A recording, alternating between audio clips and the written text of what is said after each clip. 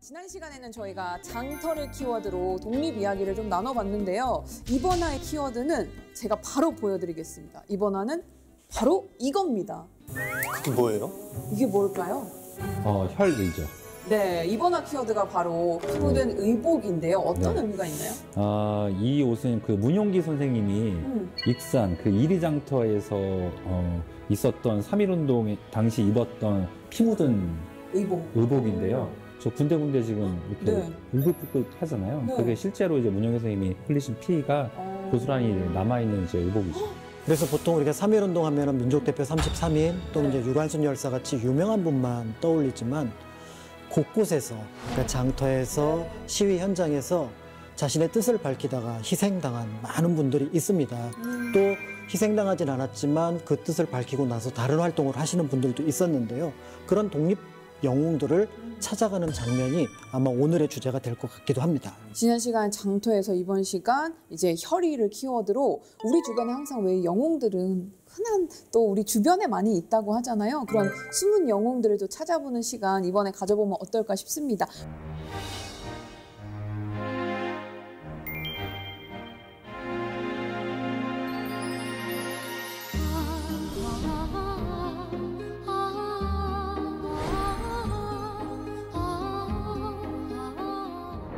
전국 팔도에서 일어났던 만세 시위를 우리가 또 한눈에 볼 수 있는 패널이 있네요. 한번 열어볼까요? 그래도 우리가 지금 있는 곳이 천안이니까 충청남도 한번 볼까요? 자, 만세 시위가 어디에서 얼마나 일어났는지 이 정도면 어마어마한 숫자잖아요. 그럼요. 그러니까 그 장터가 태극기로 다 덮였다 이렇게 얘기가 나오고 있고요. 사실은 저 병천 시위 앞에 입장에서 먼저 시위를 하면서 그 열기가 연결이 됐다고 하더라고요. 30일, 29일, 30일부터 해서 4월 1일 병천. 윤봉길 의사 고향 예산 4,000명. 훨씬 더 많네요. 숫자로 보면은. 그러니까 이제 큰 고을 있고 큰 장이 있는 곳에 사람들이 많이 모여서 시위를 벌였던 것 이런 것들로 볼 수 있어요. 얘기했던 장터 이야기, 사람들이 모이기 쉽고 또 막 모일 수밖에 없는 곳들. 그렇죠. 이런 장터 중심으로 또 이루어지는.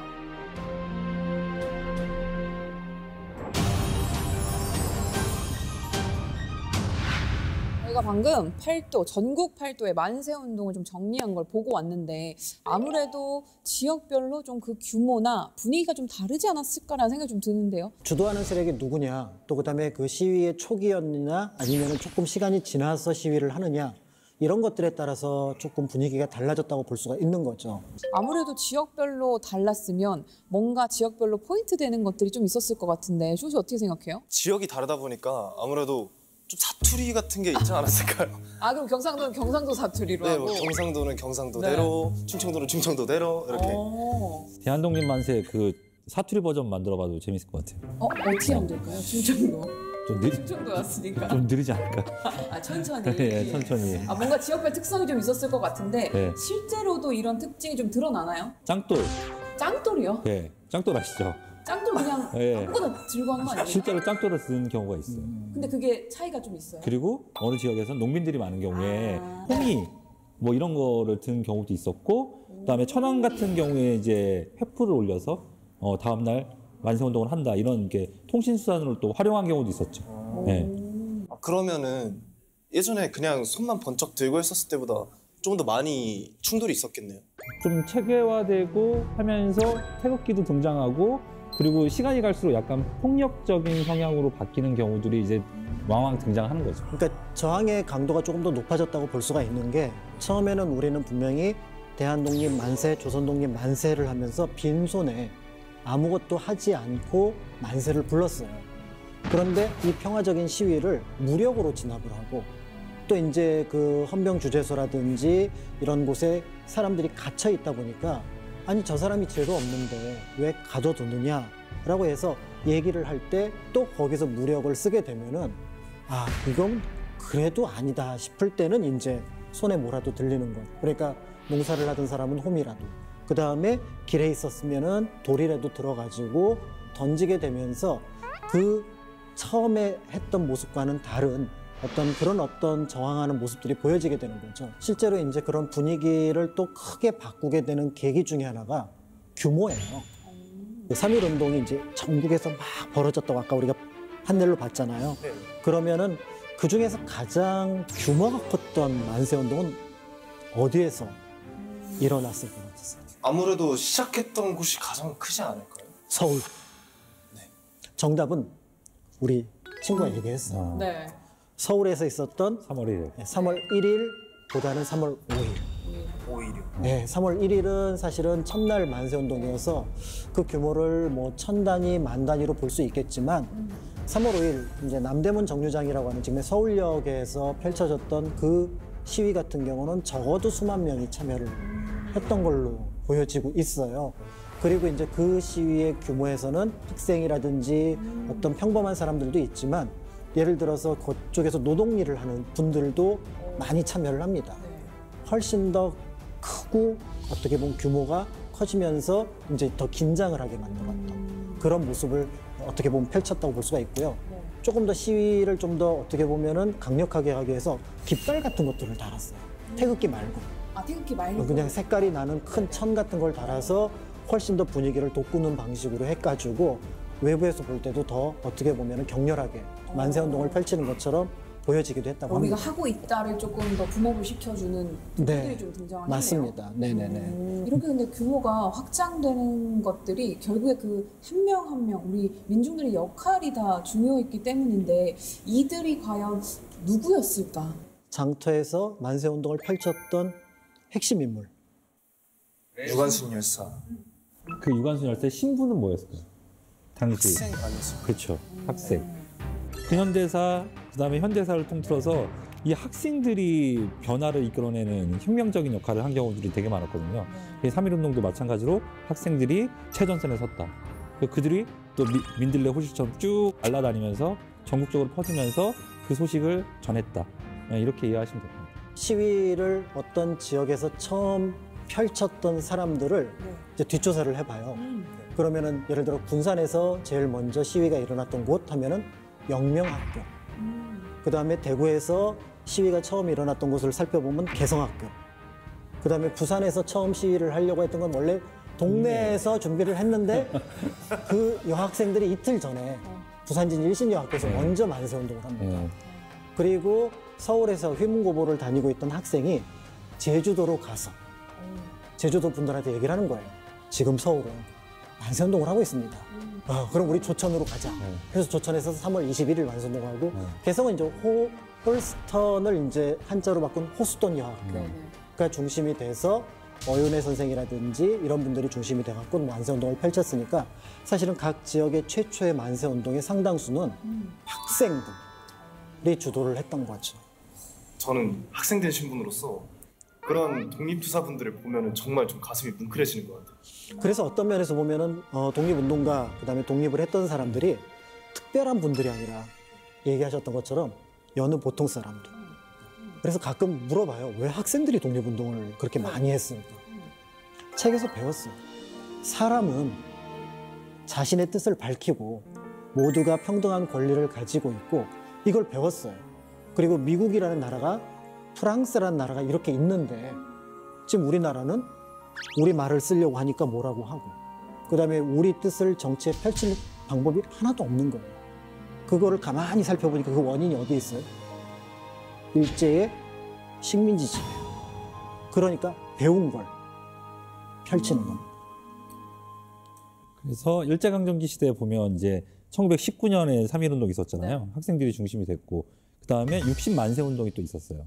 순종이 이제 승하한 다음에 그것도 학생들이 주도가 됐거든요. 근데 하나가 또 있어요.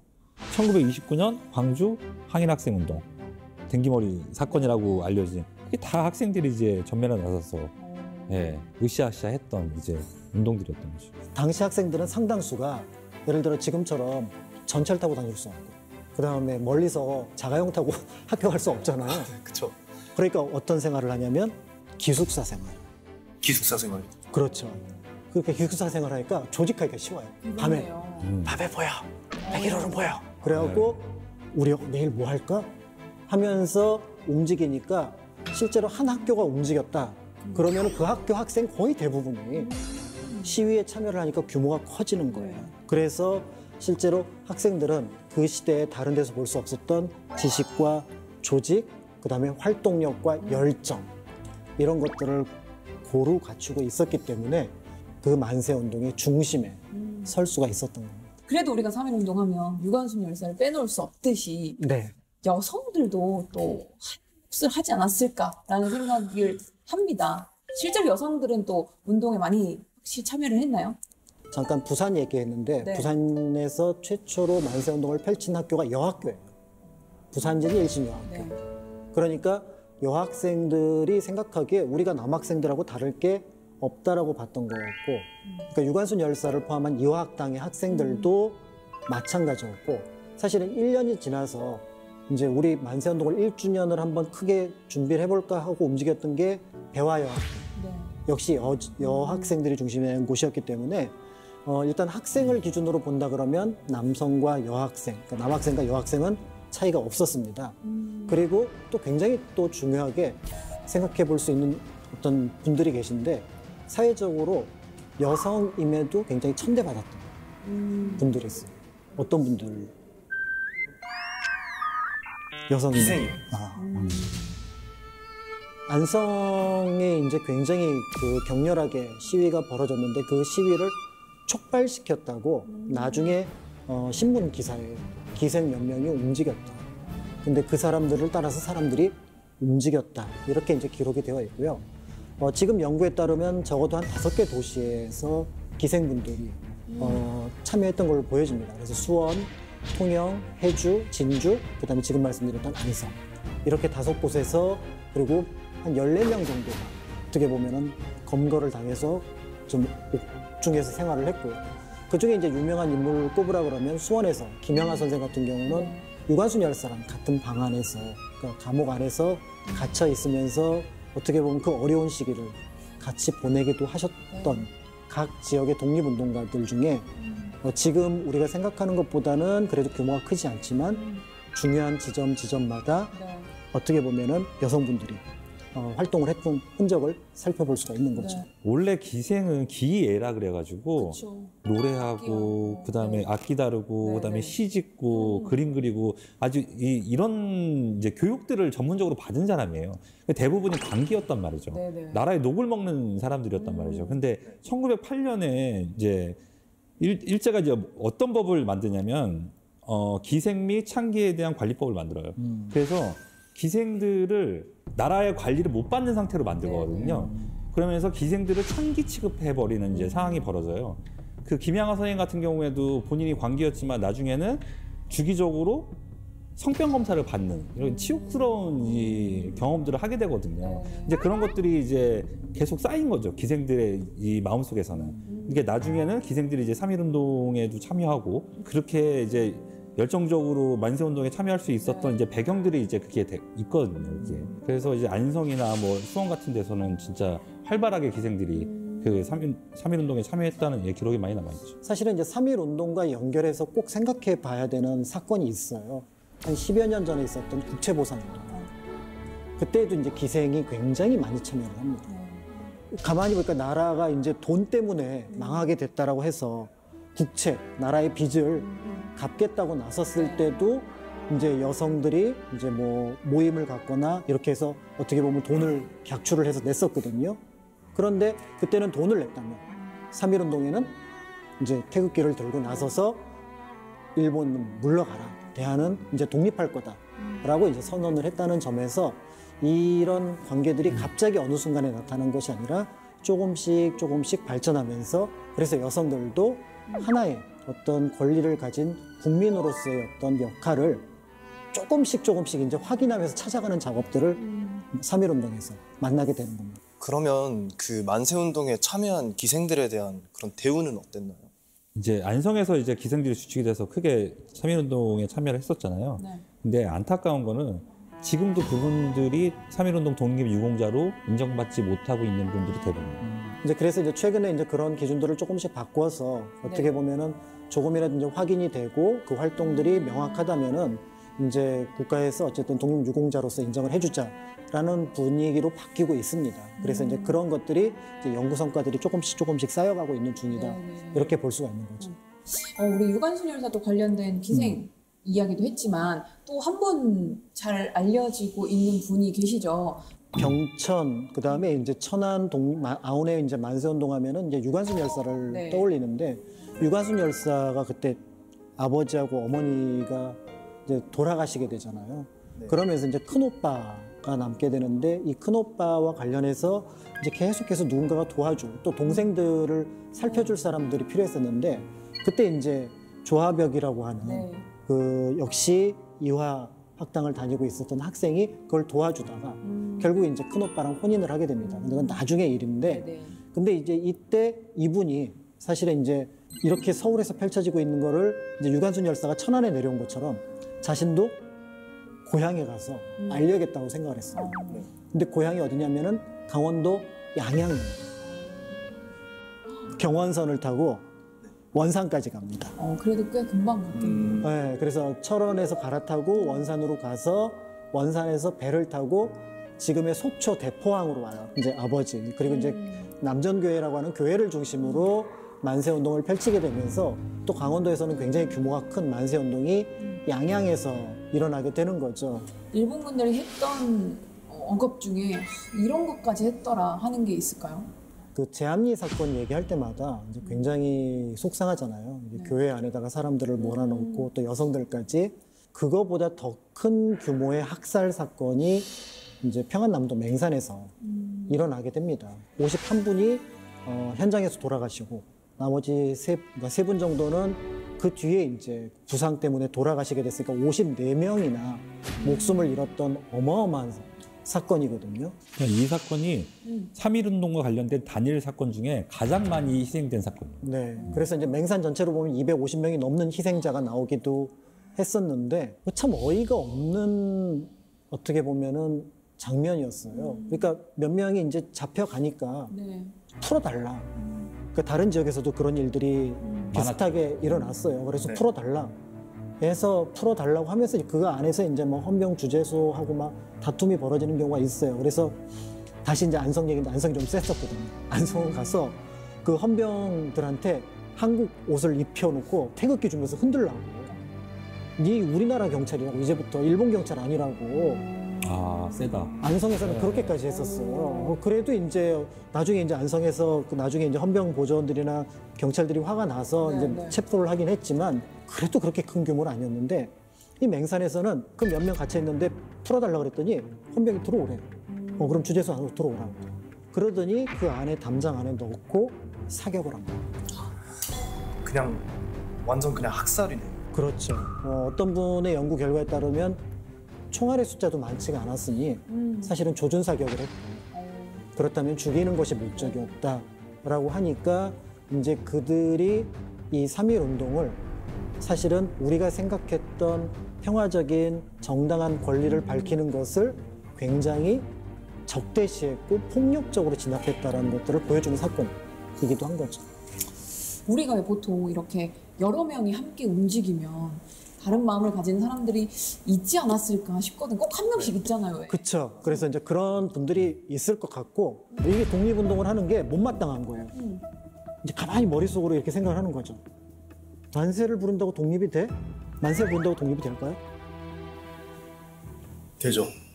이렇게 된다고 생각하면 이제 나서는 거고요. 그렇죠. 만세를 부른다고 독립이 될까요? 되죠.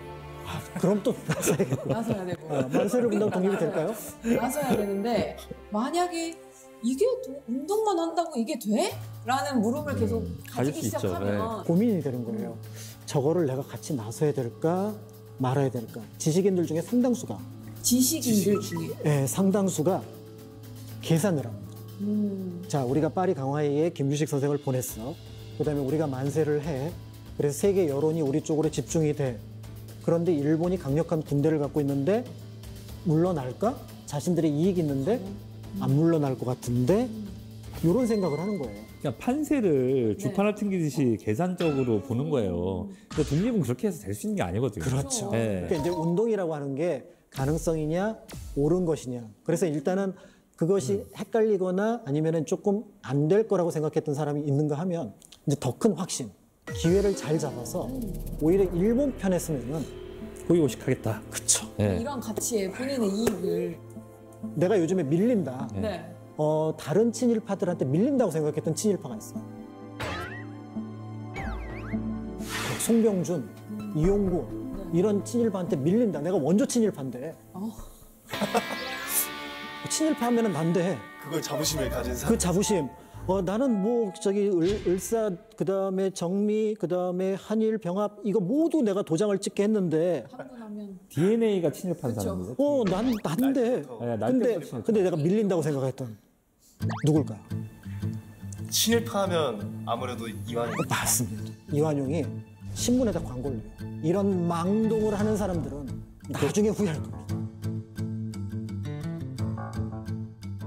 그러니까 총독부 기관지라고 알려진 매일신보라는 신문이 있어요. 그러니까 원래 대한매일신보였는데 나중에 인수해서 매일신보로 바뀌게 되는데 그 신문에다가 광고를 냅니다. 망동하지 말라고. 이 사람들이야. 그러니까 아마 그 총독부를 보라고 했겠죠. 근데 이제 그걸 보는 많은 국민들은 야, 요즘에 이완용이 참 힘들구나. 그리고 참 못됐구나. 정말 못된 인간. 그러니까 이완용이 낸 그 광고의 핵심은 이런 거예요. 너희들 아무리 그래봤자 안 돼. 안 돼. 포기해. 너 그러다 혼난다. 이거예요. 약간 사기를 좀 떨어뜨리고 네. 힘 빠지게 만드는. 근데 우리 국민 흔들렸을까요? 그렇죠. 안 흔들리죠. 그러니까 이제 또 이상한 사람들이 나타납니다. 학생 좀 자제를 하라니까. 아저씨 좀 자제를 하시지요. 자세하기 싫은데요. 아니 이러니까 자제를 하셔야 됩니다. 이런 자제단. 자제단이에요 이름이. 네. 이름이 자제해라에서 자제단이에요.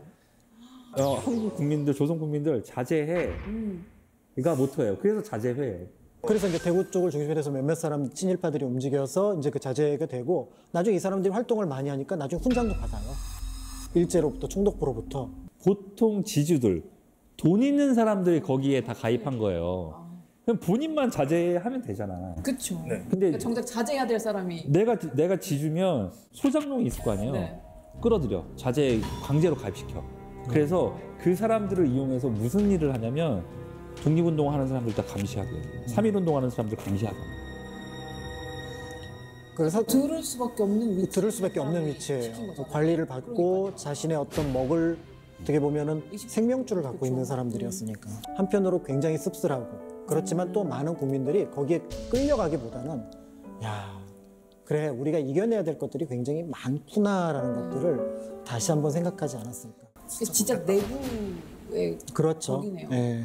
누군가는 일신의 영달을 위해서 그런 행동을 했지만 어떤 분들은 자기 목숨, 자기 가족, 자기 자유를 잃어가면서까지 그렇게 나섰다고 한다 그러면 그분들의 용기가, 그분들의 활동이 얼마나 대단했는지